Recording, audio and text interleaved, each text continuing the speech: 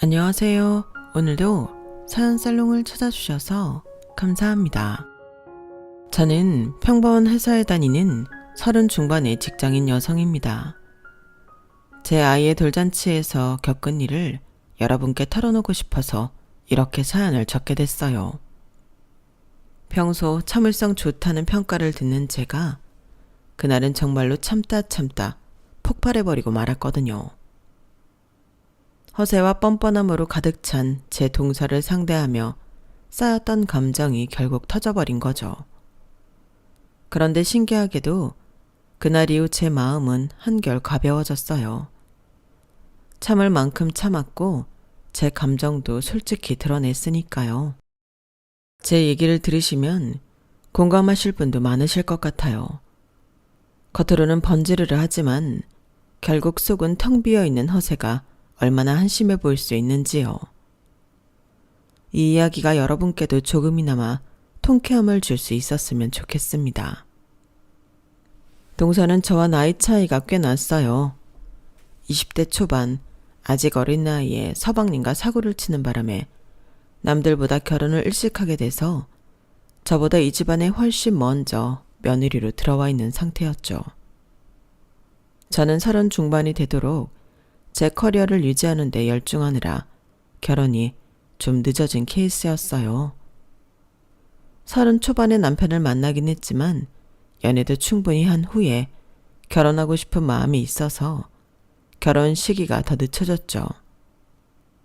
결혼 전 동서를 처음 만났을 때 7살 애엄마 치고는 여전히 어리고 예쁠 뿐만 아니라 세련되기까지 한 동서의 모습에 내심 깜짝 놀랐어요. 머리부터 발끝까지 메이크업이며 머리까지 풀 세팅에 몸은 로고만 봐도 다 아는 명품으로 휘감고 있었거든요.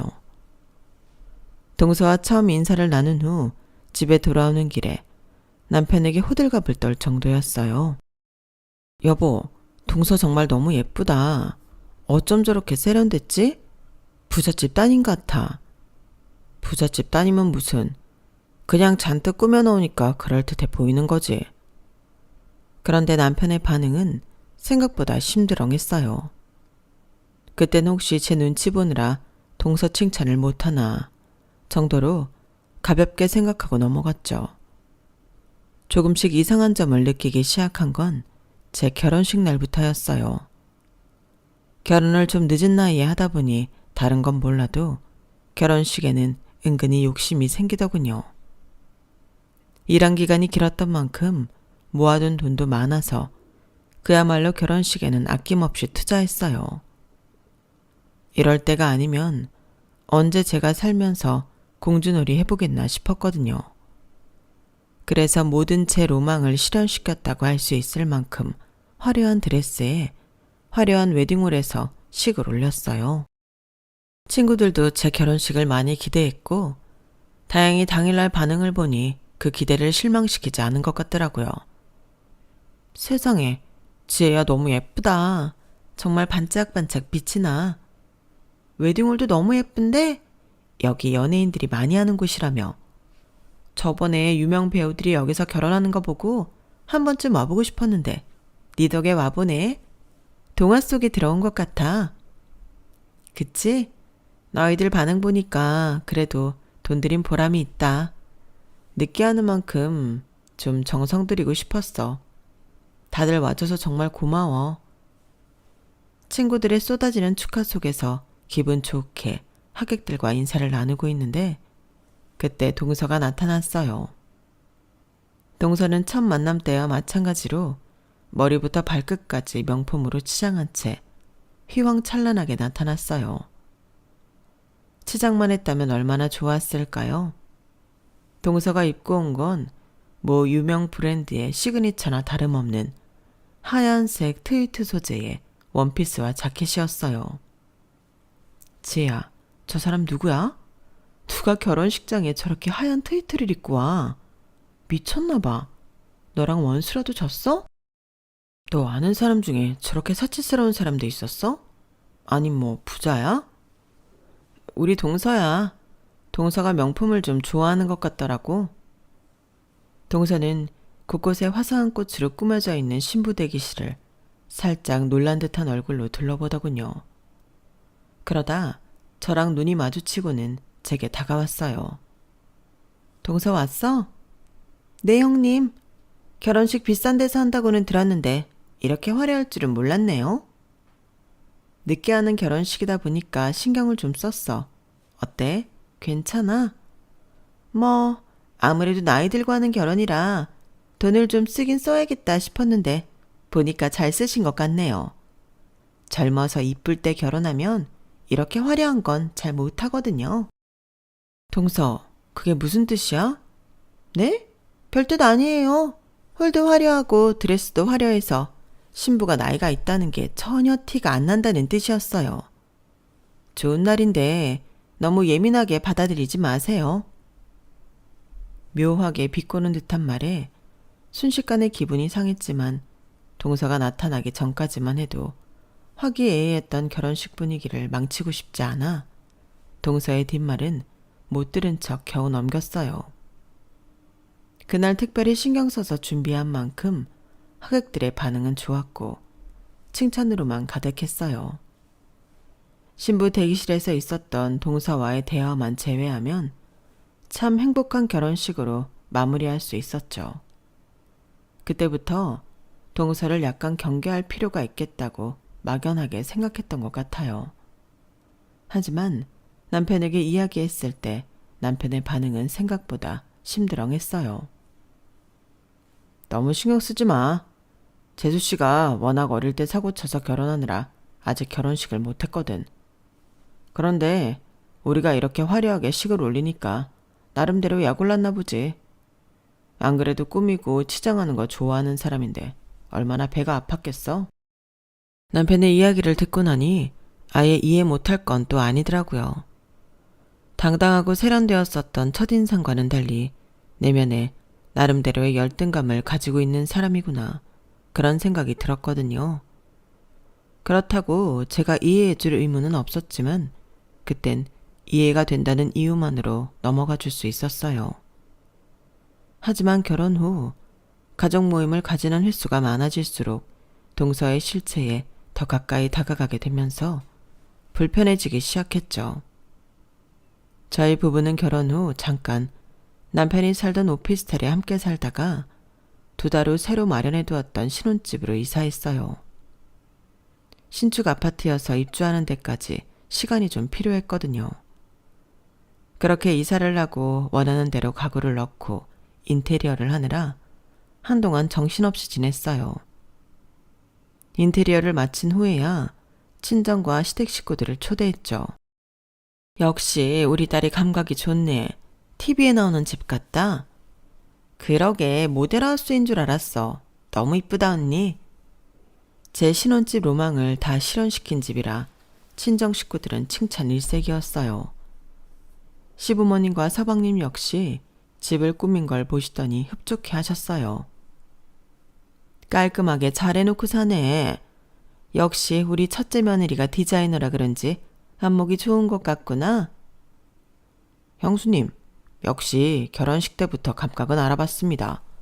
집 너무 예쁜데요? 하지만 단 한 명, 저희 집을 못마땅한 눈길로 살펴보는 사람이 있었죠. 바로 동서였어요. 인테리어는 잘하셨는데 왜? 동서가 보기엔 문제가 있어 보여? 아니요. 문제라기보다는 두 분이서 살기 좀 갑갑하지 않나 싶어서요. 신혼집은 30평 아파트였어요. 두 사람이서 살기에 절대 좁지 않은 평수였죠. 그래서 좀 당황스럽더군요. 갑갑하긴 이 정도 크기면 둘이서는 충분히 살지. 두 분 아이 생각도 있으시잖아요. 아이 생각도 해야죠. 방도 딸랑 3개인데. 아이까지 생기면 정말 좁게 느껴지실걸요? 저 동서. 나랑 동서는 좁다는 기준이 조금 다른가 봐. 우리도 아이 낳아서 키울 것까지 다 생각해서 이 집을 고른 거거든. 근처에 초등학교, 중학교, 고등학교 다 있고 교통이나 치안도 괜찮고 방도 3개라 아이한테 방 한 칸 줄 수 있잖아. 어차피 아이 낳아도 자기 방 가질 만큼 크기까지는 시간도 많이 걸릴 테고. 아이가 금방 큰다고 한들 자기 방 하나 갖고 있으면 되지. 뭐가 자꾸 좁다는지 이해가 안 되네. 제가 조목조목 따지자 분위기가 살짝 이상해지려고 하더군요. 동서도 그건 감지를 했는지 갑자기 황급히 말을 돌렸어요. 생각해보니까 우리 집은 너무 커서 관리하기 힘들어요. 꼭 크다고 좋은 건 아니니까요. 요즘은 또 이렇게 아담하고 예쁜 스타일이 인기가 많기도 하고요. 나중에 애 크면 그때 더 넓히시면 좋겠네요. 동서가 하도 잘난 척을 해대기에 동선의 집은 도대체 얼마나 대단할까란 생각이 들더군요. 그래서 하루는 남편에게 이야기해 동서와 서방님과 따로 약속을 잡아 동선의 집에 갔어요. 동선의 집은 확실히 저희 집보다는 넓더군요. 가구 같은 것도 비싸 보이는 것들로 가득 채워져 있었고요. 그렇다고 딱히 저희 집보다 훨씬 크거나 한 건 아니었어요. 동서, 여긴 몇 평이야? 저희 집이 한 50평쯤 되려나? 정확히 기억은 안 나는데 아마 그쯤일 거예요. 동서는 자꾸 기억이 안 난다면서 제 질문에 교묘하게 대답을 안 하려고 하더군요. 그때만 해도 별 생각은 없었어요. 함께 술 한 잔 두 잔 게으리며 이야기를 나누다 보니 술이 약하다던 서방님이 먼저 취하더군요. 동서가 화장실에 다녀오겠다며 잠시 자리를 비운 사이 제가 운을 띄웠어요. 서방님도 참 대단하세요. 어린 나이에 결혼하셔서 두 사람을 책임지고 이런 집가드 얻어 살기까지 얼마나 고생이 많으셨겠어요. 저는 그 나이에 저 스스로를 챙기는 것도 힘들었는데 참 멋지세요. 아유, 형수님 멋지기는요 뭐. 고생을 한 건 맞지만 그 고생은 지금도 하고 있는 거니까 뭐. 본인이 한 실수에 스스로 책임을 지는 것뿐이에요. 그러게 그때 좀 조심했더라면 이렇게 힘들게 살고 있지는 않을 텐데 말이에요. 힘들게 살고 계신다고요? 50평대 아파트에 이렇게 부유하게 살고 계시면서 이 정도면 잘 살고 계신 거죠. 50평이요? 누가 그래요? 50평이라고? 아까 동서한테 물어보니까 그렇게 이야기하던데요. 에이, 여기 50평까지 안 돼요. 44평쯤 됐나? 우리도 애 하나밖에 없는데 뭐하러 그렇게까지 넓은 집이 필요하겠어요. 아, 아니다. 처음에는 저 사람이 무조건 50평대여야 한다는 거 40평대도 나 힘들다고 해서 겨우 합의해서 여기로 온 거예요. 저 가구들도 보이시죠? 저게 다 해외에서 직수입해온 비싼 브랜드 거거든요. 싹 다 할부로 산 거예요. 매달 카드값이 얼마나 많이 나가는지 몰라요. 정말요? 저는 동서가 하도 자랑을 하길래 여유가 있는 줄 알았어요. 아유, 제가 취해가지고 별말을 다 했죠. 저 사람한테는 제가 이런 말 한 거 절대 비밀입니다. 자존심이 얼마나 센지 몰라요. 제가 다 잘못했죠. 어릴 때 임신해서 젊을 때 누릴 거 못 누리고 희생만 하고 살았다고 생각해서 그런지 뭐든 최고가 아니면 안 된다고 생각해요. 자기도 잘 살고 있다는 걸 주변에 보여주고 싶은 건지 뭔지 다 좋은데 문제는 형편에 맞지 않게 보여주라고 해서 문제예요. 그 덕에 제 등골이 엄청나게 힙니다. 하. 서방님의 씁쓸한 웃음을 보자 그동안 남편이 왜 그렇게 동서에 대해 심드렁하고 썩 내키지 않는 듯한 반응을 해왔는지 알 것 같더라고요. 사고는 내 동생만 쳤나? 본인도 같이 쳐놓고 내 동생한테만 보상받으려고 난리를 치니까 저 녀석이 힘들만 하지. 동서의 집을 방문한 그날 그 진실을 알고 나니 휘황찬란하게만 보였던 동선의 집이 다르게 보이더군요. 동서가 화장실에서 나오고 나서 어색한 티를 내지 않으려 금방 자리를 정리했어요. 그렇게 무리하면서까지 과시를 하려고 하는 게 저랑은 영 결이 맞지 않은 사람 같았죠. 동서의 사정을 알게 되었음에도 그 심리를 이해하게 된 것과 동서의 만행을 지나칠 수 있는 건 전혀 다른 문제라는 걸 깨달았어요. 아니, 오히려 그 사정을 알게 되니 동서의 허세가 더욱 역하게 느껴졌어요. 형님, 땡땡땡 호텔 아시죠? 제가 지난주에 친구들이랑 여기 다녀왔거든요. 음식들이 정말 맛있더라고요. 어머, 그러게. 분위기도 좋아 보이고 음식도 맛있어 보이네. 그런데 동서는 친구들 만날 때 맨날 호텔 브런치만 먹어? 저번에도 이런 곳 갔다 와서 자랑했던 것 같은데. 아, 네. 저랑 제일 친한 친구 3명 있는 거 아시죠? 그 친구들도 다들 잘 살거든요. 얘들도 밖에 나가서 사람 사귀려고 하면 돈 쓰는 수준이 안 맞아서 친구를 잘 못하더라고요. 그러다 보니 완전히 셋이서만 다니게 된 거 있죠? 그랬구나. 그런데 왜 맨날 음식 사진만 보여줘? 분위기도 되게 좋아 보이는데. 동서 사진 찍는 거 좋아하잖아. 동서 사진 좀 보자. 이런 데 가면 또 얼마나 이쁘게 하고 갔을지 궁금한데 워낙에 잘 꾸미고 다니니까. 네? 딱히 그렇지도 않은데. 친구들이랑 수다 떠느라 바빠서 의외로 사진 잘 못 찍어요. 남편이랑 가야 그나마 사진 찍어 달라 할까 말까죠. 매번 호텔 브런치를 먹으러 다닌다며 자랑만 하고 막상 거기서 찍은 본인 사진을 보여달라고 하니 눈에 띄게 당황을 하며 말을 얼버무리더라고요. 그래서 이것도 거짓말인가 보다 싶었어요. 음식 사진이야 인터넷에 널려 있으니 호텔 이름 치고 검색만 해도 내가 찍은 사진인 척 저장할 수 있는 세상이니까요. 그래서 좀 골려주고 싶은 생각이 들더라고요. 그렇게 좋은 곳이면 어머님도 한번 사드려야 하는 거 아니야? 난 그렇게 좋은 곳은 자주 못 다녀봐서. 동서가 알아도 제일 잘할 테니까 이때까지 가본 곳 중에 제일 맛있었던 곳으로 한번 안내해줘. 어머님도 이런 곳 가보고 싶지 않으세요? 아우, 이런 데는 돈이 없어 못 가지. 마음만은 가고 싶지. 우리 둘째 며느리가 데리고 가준다면 기쁜 마음으로 가서 먹지. 벌써부터 뭘 입고 가야 할지 걱정이구나. 봐봐, 이렇게 좋아하시네. 그럼 우리는 동서만 믿고 따라갈게. 한번 큰 돈을 쓰게 봐야 정신을 차리려나 싶어서 찔러본 말이었어요. 동서는 잠깐 당황한 듯 하더니 다시 큰 소리를 치더군요. 당연하죠. 생각보다 얼마 안 해요. 저는 자주 가니까 제일 맛있었던 곳으로 모실게요.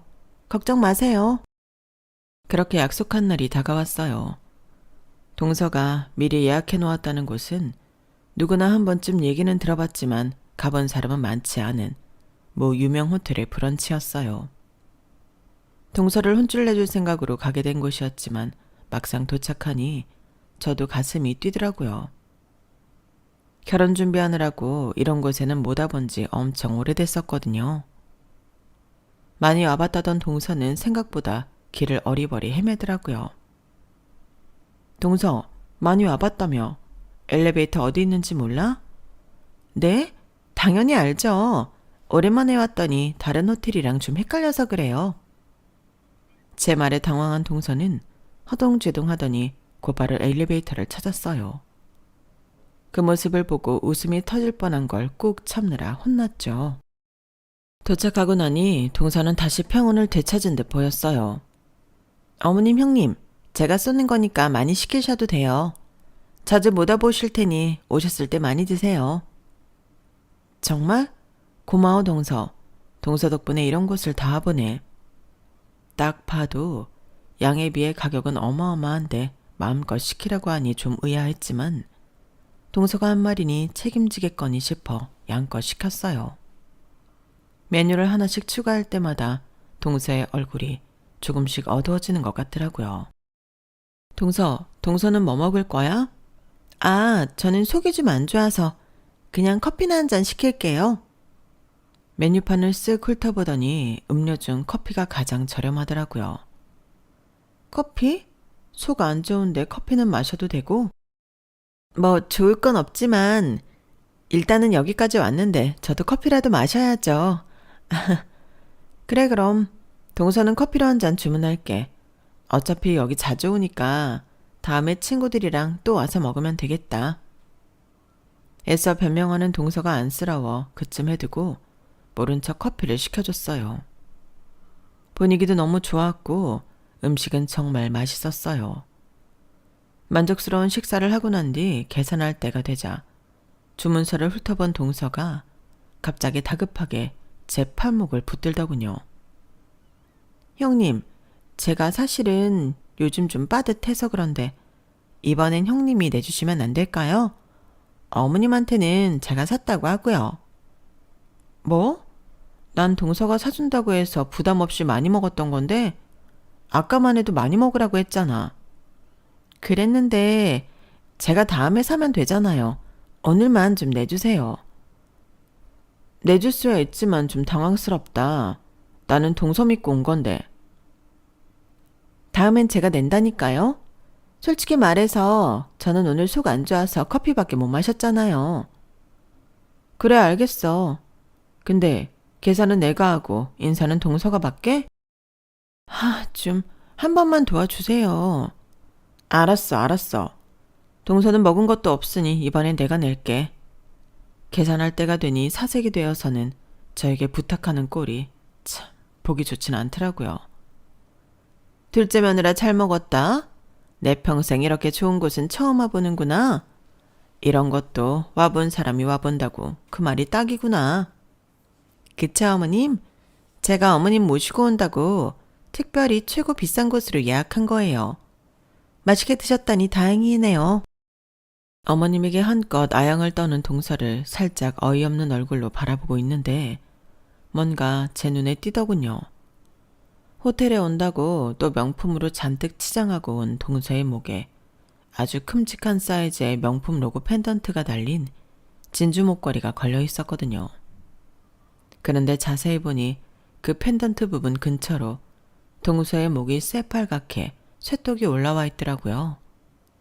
펜던트가 워낙 커서 티가 많이 나진 않았지만 조금만 목을 비틀어도 바로 보였어요.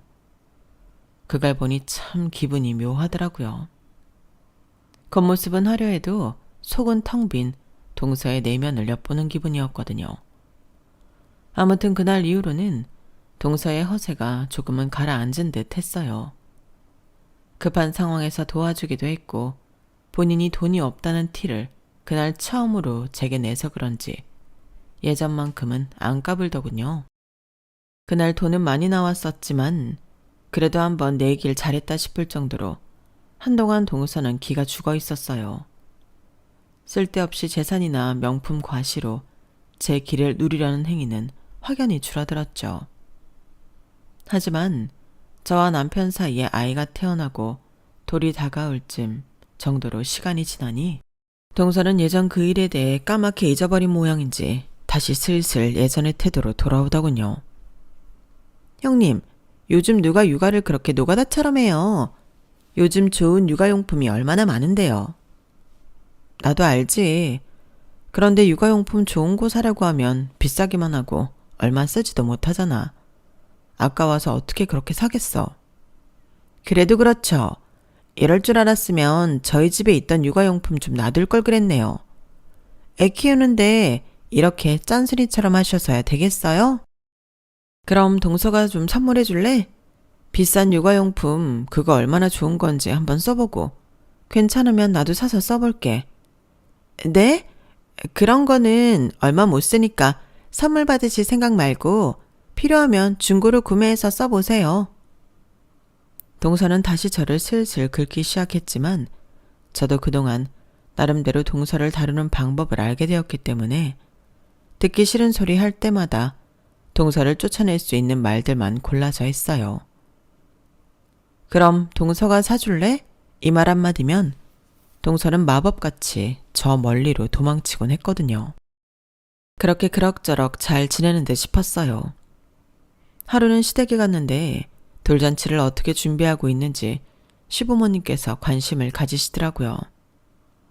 결혼식은 크게 했지만 요즘 돌잔치는 식구들만 불러서 식사하는 정도로 진행한다고 알고 있어서 저희도 소박하게 하기로 했어요. 가족들, 친척분들만 모시라고 해요. 그래, 요새는 옛날처럼 그렇게 아는 사람 다 부르고 그러지 않더라. 장소 사진 같은 건 없니? 식사 메뉴는? 거의 준비 다 끝나기는 했는데 보여드릴까요? 시부모님께서 궁금해하시기에 돌잔치로 섭외한 장소와 식사 메뉴를 보여드렸어요. 메뉴도 아주 정갈하고 깔끔하게 나오는 걸로 준비 잘했네. 장소도 이만한 크기면 가족들끼리 오붓하게 식사할 수 있을 것 같고 분위기가 참 좋네. 정말요? 나름대로 열심히 신경 썼는데 마음에 들어 하셔서 다행이에요. 너네도 둘째네처럼 드레스도 입을 예정이니? 아, 결혼식 때 원 없이 입어서 드레스는 괜찮을 것 같고 둘 다 일상에도 입을 수 있는 격식 있는 옷차림으로 준비했어요. 그때 갑자기 가만히 듣고 있던 동서가 나서서 끼어들더군요. 형님, 그래도 이제 더 나이 들어서는 진짜 드레스 입을 기회가 없을 텐데 입을 핑곗거리가 있을 때 입으시는 게 낫지 않으세요? 아니, 드레스는 됐어. 내가 드레스 못 입어서 환장한 것도 아니고. 그건 결혼할 때 원 다 풀었어. 동서는 결혼식을 아직 안 올려서 드레스에 대한 환상이 좀 있나 본데 나는 이제 다 없어져서. 동서가 또 스멀스멀 올라오려고 하길래 눌러주려고 했는데 동서는 오히려 거기에 버튼이 눌렸는지 신나서 비아냥대더라고요. 그러세요 그럼. 하긴 드레스도 젊을 때나 이쁘지. 형님 나이에 드레스까지 입고 돌잔치 하면 좀 주책이란 소리 듣죠. 제가 거기까진 생각을 못했네요. 제가 결혼식은 못했어도 돌잔치는 정말 화려하게 했거든요. 저도 그때 드레스 입고 원 다 풀어서 딱히 환상 없거든요. 그리고 요즘 돌잔치 아무리 소박하게 한다지만 이건 좀 그렇지 않나요? 저희 때는 셰프가 음식 다 서빙하고 업체한테 맡겨서 유명 플로리스트가 데코 다 했어요. 형님도 가성비만 따지지 말고 이렇게 중요한 날엔 전문가 좀 쓰세요. 됐어, 재수씨. 우리가 그렇게 안 하겠다는데 왜 그래? 조언은 고맙지만 각자 투자하고 싶은 행사가 다른 거지. 우린 우리 방식대로 할게. 재수진의 돌잔치 참 화려하고 좋았지만 우린 그렇게까지 하고 싶지 않아. 남편이 나서서 상황을 깔끔하게 정리했어요. 그러니 동서도 더 이상 말을 못하더군요. 하지만 표정을 보니 분을 이기지 못한 얼굴이더라고요. 본인이 비아냥거리는 대로 제가 당하지 않고 다 받아치니 열불이 나는 모양이었어요. 그러든지 말든지 저는 시댁 식구들과 즐겁게 식사를 하고 시간을 보냈어요. 집에 갈 시간이 되어 인사를 나누는데 동서는 멀찍이 서 저희를 쳐다만 보고 있더군요. 서방님이 동서 눈치를 보는 듯 하더니 제게 가까이 와 조용히 이야기했어요. 형수님, 혹시나 해서 말인데요. 돌잔치 하려던 대로 하세요. 저희는 저 사람이 결혼식에서 못 푼 한 풀어주느라고 화려하게 한 거였거든요. 근데 그때는 저도 딱히 제대로 된 직장도 없을 때라 정말 힘들었어요. 시간 지나 보니까 돌잔치 화려하게 해봤자 남는 거 하나도 없어요. 형수님이 준비하신 정도가 딱 좋아요. 걱정 마세요, 서방님. 그런 말에 저도 쉽게 흔들리는 성격은 아니에요. 그래도 말씀해 주셔서 고마워요. 시댁과 헤어진 후 남편과도 이 일에 대해 간단히 대화를 나눴어요. 서방님이 참 고생이 많았던 모양이네. 애 때문에 못 헤어지는 거지 뭐. 재수씨가 저런다고 부모님한테 말을 할 수 있길 하나. 가뜩이나 사고쳐서 갑자기 굴러들어온 며느리인데 저렇게 아들 괴롭히고 있다고 생각하면 안 좋게 생각하실 거 뻔하니 그냥 혼자 참아 넘기고 있는 것 같아. 참 안 됐네. 저야 가끔 시댁에서 만날 때 짜증나는 정도가 다였지만 저런 여자와 살아야 하는 서방님은 좀 안쓰럽다는 생각이 들었어요. 그렇게 시간이 흘러 저희 아들의 돌잔치 날이 되었어요. 저와 남편과 정말 가까운 지인 몇 명만 제외하고는 가족 모임에 가까운 형태로 진행되었어요. 그런데 낯선 여자 셋이서 한쪽 테이블을 떡하니 차지하고 있기에 다가가서 조심스럽게 물었죠. 안녕하세요. 혹시 어떻게 오셨을까요? 여기 희선이 조카 돌잔치 아니에요? 저희는 희선이랑 제일 친한 친구들인데요. 동서가 늘 말하던 친하게 지낸다던 친구 3명이 이 사람들이 모양이었어요. 그렇게 가족 모임으로 한다고 강조를 했는데 본인 지인을 데리고 온 게 살짝 어이가 없었죠. 난처해하고 있는 와중에 동서가 다가오더군요. 형님, 제 제일 친한 친구들이에요. 얘들아, 인사해. 이쪽은 우리 형님이셔. 동서, 가족 모임으로만 한다고 했잖아. 웬 지인 초대야. 아시잖아요. 저한테는 워낙 가족 같은 친구들이라서요. 안녕하세요. 말씀 많이 들었어요. 그런데 희선아, 너네 형님 되게 세련되셨다. 완전 커리어우먼이셨던 거 티나. 디자이너시랬죠? 돌잔치도 엄청 예쁘고 잘 꾸미셨네요. 그래요? 고마워요. 원래는 가족 모임으로만 진행하려고 했었는데 이왕 이렇게 온 김에 재밌게 즐기다 가세요. 네, 아이 돌 축하드려요. 동서가 워낙 무경무한 사람이다 보니 친구들도 그런 줄 알았는데 의외로 친구들은 매너가 좋더군요. 고마워요. 야 얘들아, 내가 너네 목까지 냈으니까 기죽을 필요 없어. 돈 많이 냈으니까 맛있는 거 왕창 먹고 가. 여기 음식 되게 맛있대. 그쵸 형님? 정말? 우리도 따로 돈 내려고 준비했는데. 아, 뭔 소리야. 걱정 말라니까.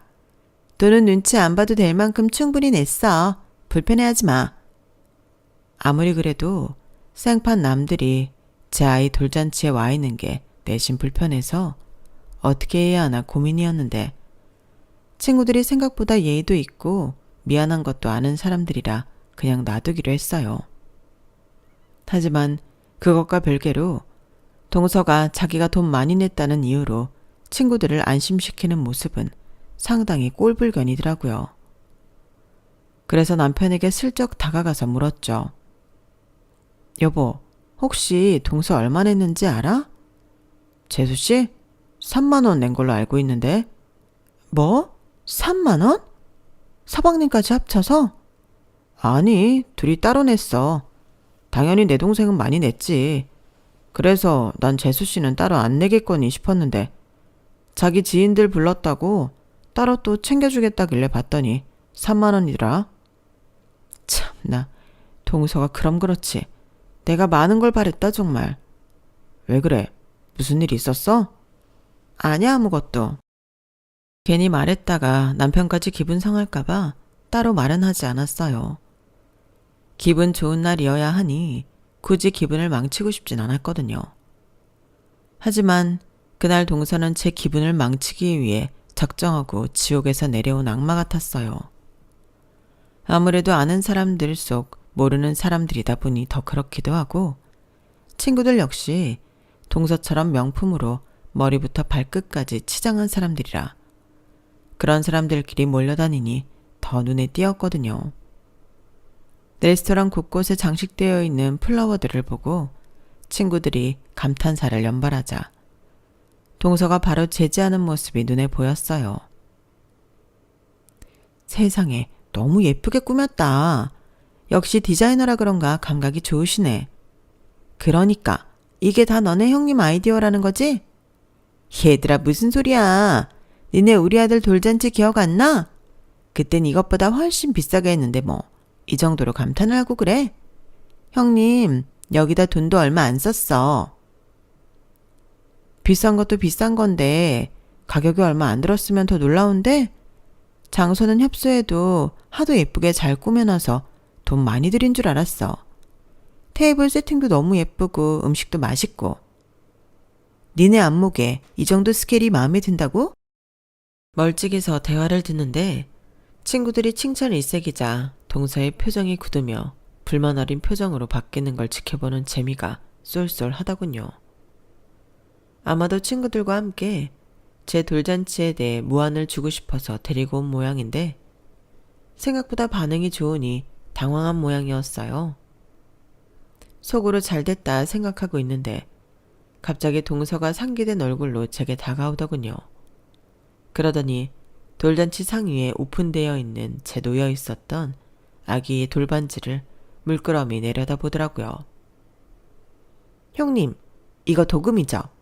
무슨 돌반지까지 가성비로 하세요? 무슨 소리야, 도금이라니. 누가 돌반지를 도금으로 해? 그러니까요. 아닌 척해도 소용없어요, 형님. 싼 티가 줄줄 나는데 그 와중에 진짜인 척 자존심은 챙기시려고요? 뭐야? 진짜야? 돌반지를 도금으로 했다고? 동서가 다 들으라는 듯 큰 소리로 이야기하는 바람에 돌잔치에 초대된 하객들의 시선이 모두 저희 쪽으로 쏠렸어요. 저게 무슨 소리야? 돌반지가 도금이라고? 아니, 형편이 그렇게 안 좋아? 그래도 첫애 돌인데 너무한 거 아니야? 아니, 아낄 걸 아껴야지. 짠순이도 저런 짠순이가 없네. 세상에. 주변의 수군거림을 듣고 동서는 흡족한 듯 미소를 짓더라고요. 그동안 참을 만큼 참았다고 생각했는데 더 이상은 안 되겠더라고요. 동서, 도금은 동서가 맨날 끼는 그 명품 로고 떡하니 박힌 목걸이가 도금이겠지. 생사람 잡지 말고 본인이 나 진짜 끼지 그래? 그게 무슨 말씀이세요? 얘 짝퉁 끼는 사람 완전 혐오하는데? 맞아요. 희선이가 짝퉁이라뇨. 이거 맨날 꼈는데 진짜 할 거예요. 주변에서 친구들이 절친이랍시고 나름대로 편을 들어주는데 참 정성이 갸륵하더라고요. 하지만 이제는 그 친구들도 진실을 알게 될 때였죠. 어머, 그렇게 친하다더니 다들 몰랐나 보네.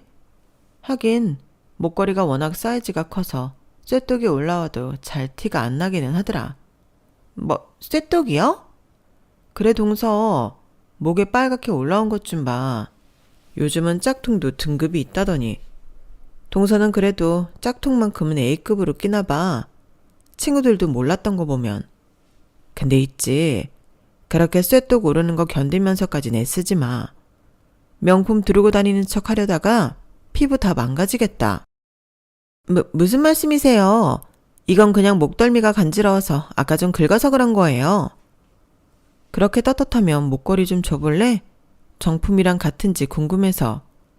됐거든요. 제가 형님 뭘 믿고 이 비싼 걸 넘겨드려요? 못 넘겨주는 거 보니 제발저리는 것 같은데? 그러니까 분수에 안 맞는지 작작해. 다들 동서처럼 안 산다고 가난하고 안목 없는 사람 취급하지 말고. 다들 동서처럼 가랑이 찢어질 짓 안 하고 떳떳하게 사는 것뿐이야. 지금 동서 꼴을 봐. 다 들키니까 얼마나 부끄러워. 형님, 지금 설마 제가 친구들 데리고 왔다고 심기 거슬려서 이러시는 거예요? 그래요. 목걸이는 그렇다고 쳐. 다른 건 다 진짜거든요. 목걸이는 워낙 인기가 많아서 구하기 어려워서 한번 A급으로 사봤어요. 근데 제 옷이랑 구두 백 같은 건 어떻게 설명하실 건데요? 글쎄, 목걸이 짝퉁 쓰는 사람이 구두랑 백이라고 짝퉁 안 쓸까? 짝퉁 구매도 중독이라던데 짝퉁 아니라는 증거는 다 될 수 있고?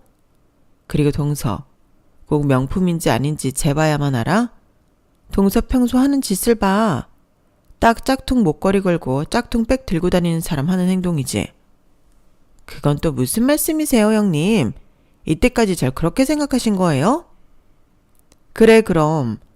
동서 허영심 채우겠다고 형편에 맞지도 않는 큰 집 사서 서방님 등골 다 휘게 하고 가구는 죄다 할부면서 남의 집은 좁다고 무시하는 동서인데 당연한 거 아니야?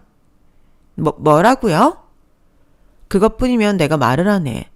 툭하면 호텔 브런치 뷔페 먹으러 다닌다고 자랑하면서 정작 어머님 모시고 갔을 때 동서가 뭐랬어? 요즘 힘드니까 형님이 내달라고 했지. 그래놓고 어머님한테는 동서가 산 척, 동서는 이런 곳 많이 와본 척, 잘난 척만 하고 막상 그날 호텔 갔을 때 동서 길 못 찾는 거 너무 티났던 거 알아? 메뉴판 보고는 놀라서 눈 커진 것도 내가 다 봤어. 그러더니 갑자기 속 안 좋다고 커피 한 잔만 딱 고르고 동서는 모르겠지만 동서하는 행동 정말 투명해. 속이 다 보인다고. 오늘만 해도 그래. 가족 모임으로만 진행한다고 그렇게 말해뒀는데 언질 한마디 없이 멋대로 친구들 초대한 걸로 모자라서 돈 많이 냈으니 마음껏 먹으라고? 친구들은 알아? 동서가 고작 인당 10,000원씩 30,000원만 딸랑 내고 그 유세를 떤 거? 저는 이때다 싶어 동서의 실체를 온 가족, 온 친척이 보는 앞에서 까발렸어요. 분위기를 보아하니 다른 가족들도 제가 처음 동서를 봤을 때처럼 부요하고 세련된 이미지로만 생각했는지 적잖이 충격을 받은 느낌이더라고요. 동서 역시 제가 그렇게 다 누설할 줄은 미처 생각하지 못했는지 아무 말도 못하더군요. 희선아, 이게 다 무슨 말이야? 우린 다 처음 듣는 이야기인데? 이분 말이 진짜야? 정말 네가 그랬냐고. 아니야 얘들아. 뭔가 오해가 있는 모양인데 내 말 좀 들어봐. 너네는 내 절친한 친구들이잖아. 내 말 믿지? 설마 형님 말 믿는 건 아니지? 우리도 네 말 믿고 싶어. 근데 지금 상황이 이상하잖아. 우리도 묘하게 전부터 네가 니네 형님을 너무 지나치게 의식한다고 생각했거든. 맞아. 그리고 사실 짝퉁 목걸이는 나도 좀 눈치채고 있었어. 우리 어쩌다 같이 오래 있는 날마다 네 목이 빨갛게 올라와 있었거든. 그래도 아니겠지 싶어서 애들한테 말 안 하고 있었는데 역시 진짜였구나. 니네까지 왜 이래? 내가 니네랑 친해지려고 얼마나 노력했는지 잊었어? 이러지 마. 얘들아, 니네도 오늘 나랑 같이 형님 쪽지려고 온 거 맞잖아. 그랬지. 근데 형님이란 분이 생각보다 너무 괜찮으신데 네가 왜 이러는지 이해가 안 가. 우린 형님이 너한테 툭하면 시비 걸고 못되게 굴었다고 들어서 편들어주려고 온 건데 우리가 이렇게 예의도 없이 말도 없이 찾아왔는데도 싫은 티, 불편한 티 하나 없이 맞아주셨잖아. 솔직히 우리도 이제는 네가 의심된다. 실은 이상하다고 느낀 점이 한두 가지가 아니긴 했어. 당신은 지금 뭐해? 내가 이런 수모를 당하고 있는데 왜 한마디 말도 없어? 형수님 말씀이 틀린 게 하나도 없긴 하잖아, 여보. 우리도 이제 우리 분수에 맞춰 살자. 그런다고 아무도 뭐라고 안 해. 나도 그동안 당신 욕심에 맞춰주느라 정말 힘들었어. 그건 당신도 알잖아. 당신까지 정말? 사방님까지 딱 정리해주자 동서는 더 이상 할 말이 없는 듯 보였어요. 가족과 친척들이 동서의 실체에 대해 놀라 웅성대는 소리가 점점 커졌고 동서는 더 이상 그걸 견디기 힘들었는지 서둘러 자리를 뜨더군요. 저는 그 모습을 보며 오랜만에 정말 속이 시원했어요. 그동안 동서의 허세와 뻔뻔함을 보며 쌓였던 감정들이 그날 한 번에 다 풀렸거든요. 제가 참다 터뜨린 말에 모두가 조용해졌을 때 제 속에서 그동안 눌려있던 무언가가 사라지는 느낌이었어요. 사실 그때까지만 해도 동서가 그날 일로 저만 불편했을 거라 생각했어요. 그런데 며칠 뒤 동서의 SNS를 보니 평소 자랑하는 친구들 이야기는 완전히 사라져 있더라고요. 시어머니를 통해 들은 바로는 그 친구들이 돌잔치 이후로 동서와 거리를 두기 시작했다고 하더군요. 알고 보니 그날 동서의 친구들도 자신들이 초대받은 잔치에 30,000원만 낸 동서의 행동을 듣고 굉장히 실망했다고 해요. 겉으로는 함께 웃으며 자리를 지켰지만 뒤에서는 동서의 허세와 무례한 행동에 대한 불만이 많았던 거죠. 평소 동서가 그 친구들과 허세를 부리며 유지했던 관계도 결국은 진심이 없었기에 무너질 수밖에 없었던 거예요. 제가 보기엔 동서에게 남아있던 몇 안 되는 진짜 친구들이었는데 허세로 쌓은 벽이 결국 그들을 떠나게 만들었어요. 그 모습을 보면서 사실 조금은 안쓰럽기도 했어요. 젊은 나이에 아이를 낳아 자신의 삶을 누릴 기회를 놓쳤다는 동서의 말이 떠올랐거든요. 그 허세 가득한 행동들이 다 자신이 잃어버린 것들을 채우기 위해서였다는 걸 이제야 조금 알 것 같더라고요. 하지만 그렇다고 해서 동서가 한 행동들을 다 용서할 수 있는 건 아니겠죠. 저는 이제 동서의 허세나 비아냥에 휘둘리지 않고 제 아이와 가족을 위한 제 삶에만 집중하기로 했습니다. 그날 잔치에서의 일이 저를 더 단단하게 만들어줬으니까요. 결국 진짜 중요한 건 겉이 아니라 속이라는 걸 저는 이번 일을 통해 확실히 알게 됐습니다. 제 이야기가 여러분께도 작은 위로와 통쾌함을 줄 수 있었으면 좋겠어요. 제 이야기는 여기까지입니다. 건강하시고 행복하세요. 여러분, 사연 댓글에 응원과 현명한 조언 부탁드려요. 좋아요와 구독은 저에게 큰 힘이 됩니다. 오늘도 좋은 일 가득하세요.